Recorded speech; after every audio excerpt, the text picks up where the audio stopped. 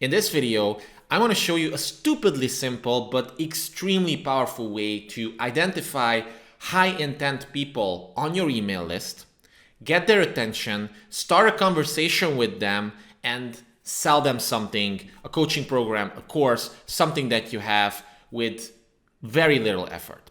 Now, this technique is unique and it's so simple actually that it only takes 9 words to pull it off. So 9 words in the email. That's why it's called the 9-word email. It was created by Dean Jackson, and it's an amazing way, again, to start a conversation with the right prospects from your email list and sell them something high ticket. So if you're interested in how this looks like and how this works and how you can also implement it, regardless if you're a copywriter or if you have the copywriting knowledge to create high converting emails, then definitely watch this video until the end, because this technique is the bomb, I promise you. So let's just jump into it. But before we do that, if you're new here, then hit the subscribe button, also a little notification icon, because I'm breaking down these types of emails daily nowadays.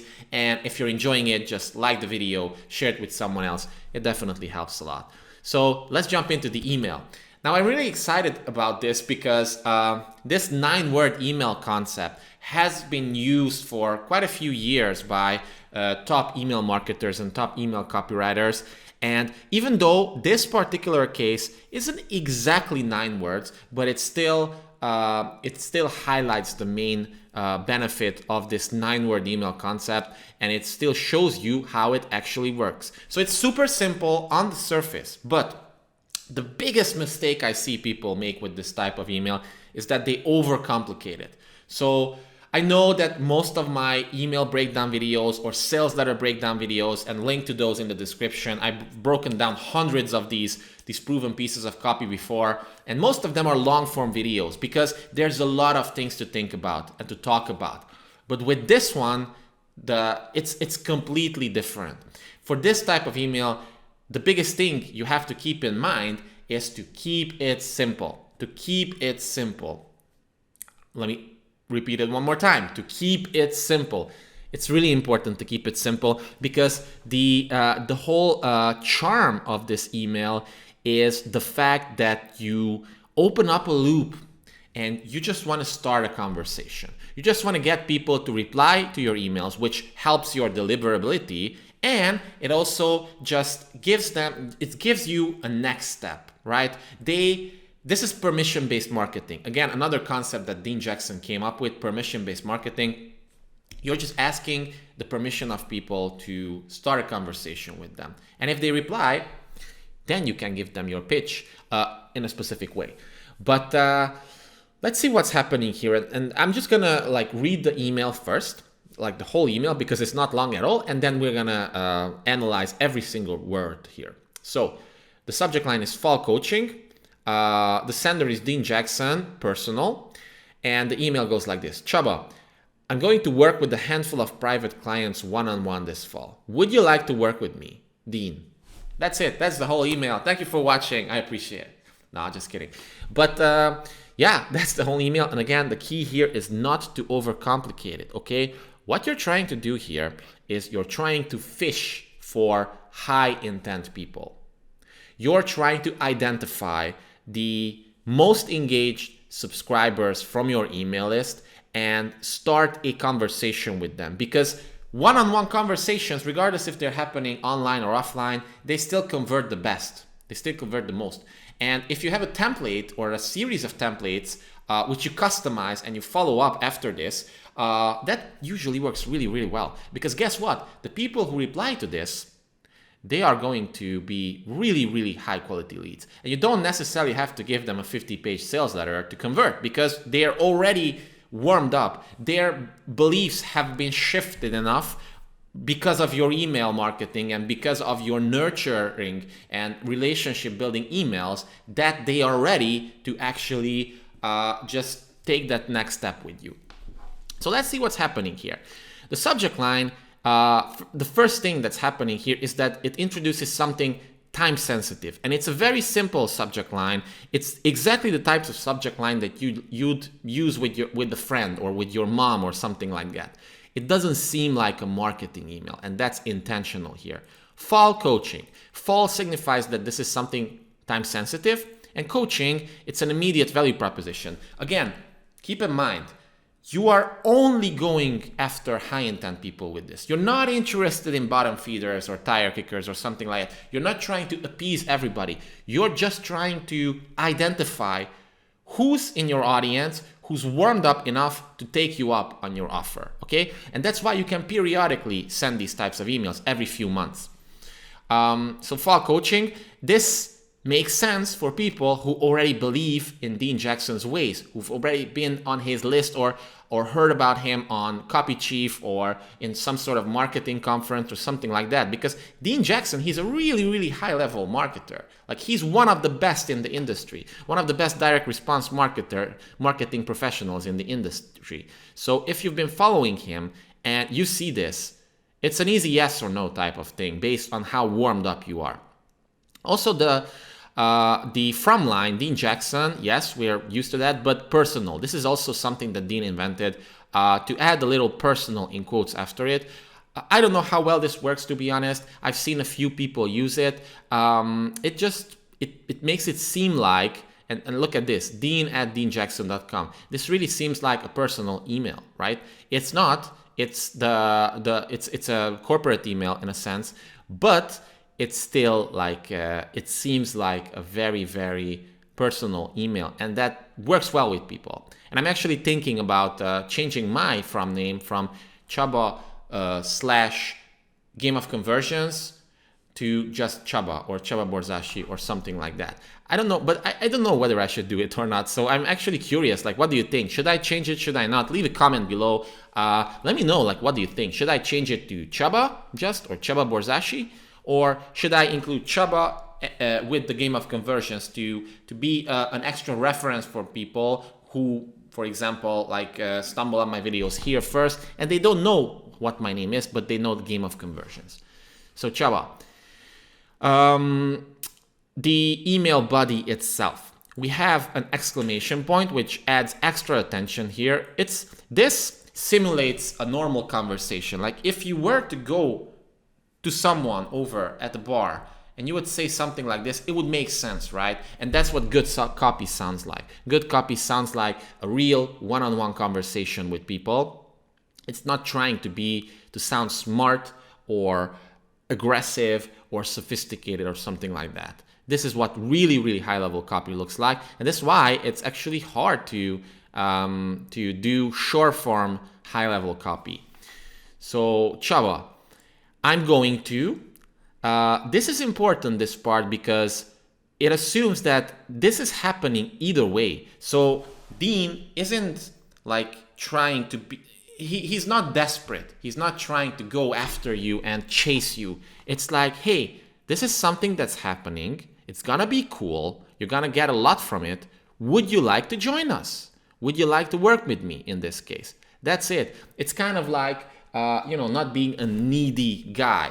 Instead, you're trying to lead women in a sense that you're saying, hey, I'm going to this party later on. Would you like to join me and my friends?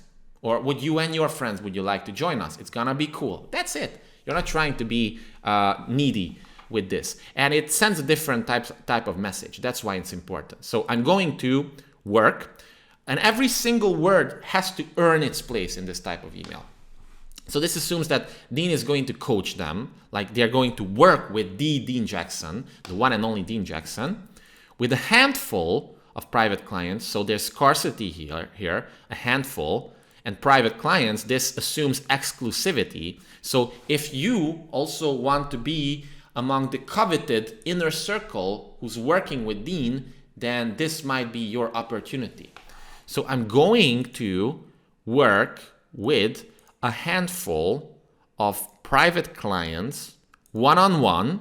So this adds even more hands-on elements, like this establishes it as something really valuable. And I think a workshop like this costs like $5,000 or something, one-on-one this fall.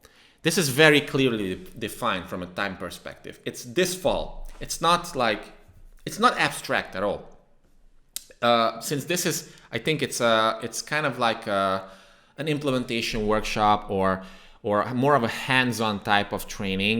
Dean is looking for people who also have availability this fall, and that's why he adds it. I'm going to work with a handful of private clients one-on-one this fall.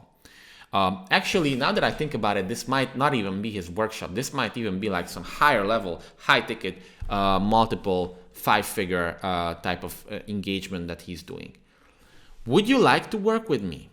That's the question. It's a simple yes and no question, Dean. That's it. So, hey, this is what I'm doing.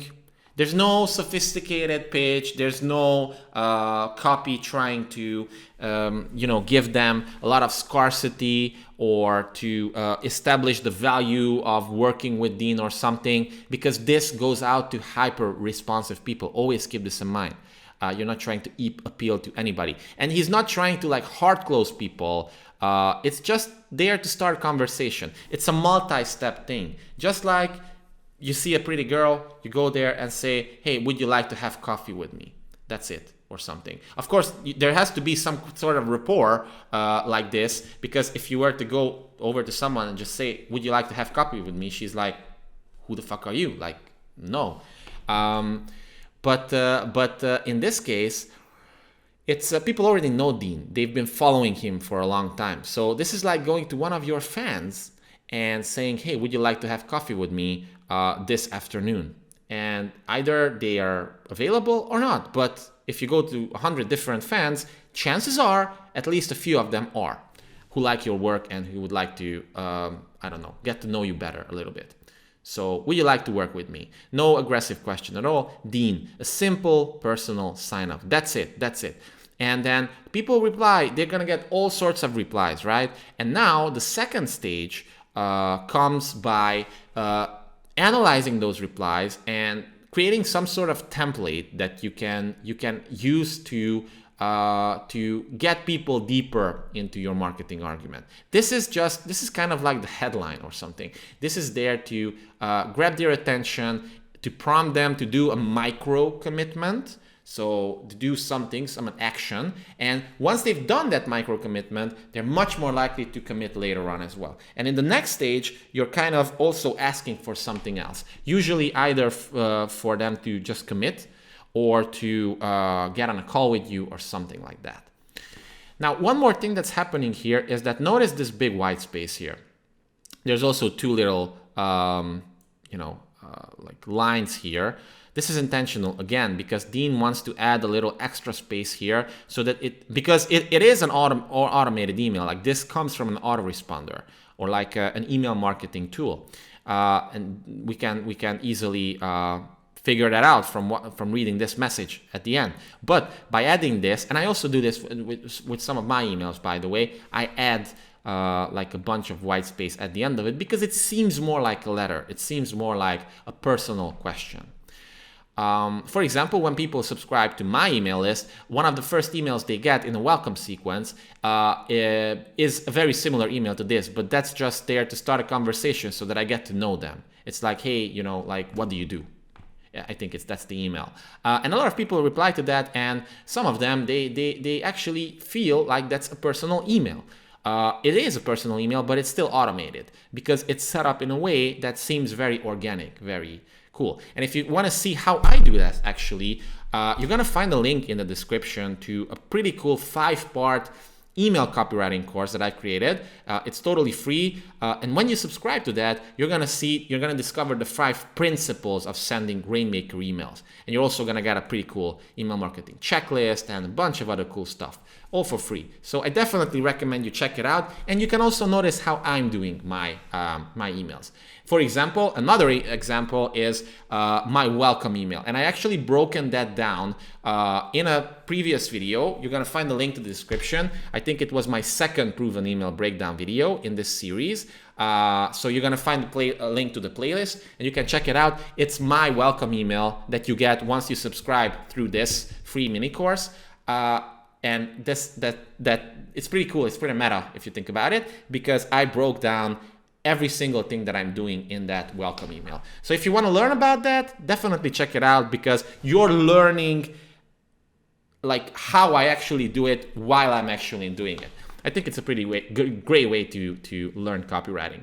So yeah, that's it for this one. It's simple, it's effective, but it works like hell. So thank you so much for watching. See you in the next one. And if you enjoyed this video, don't forget to like, subscribe, share, all that good stuff. Thanks. Cheers.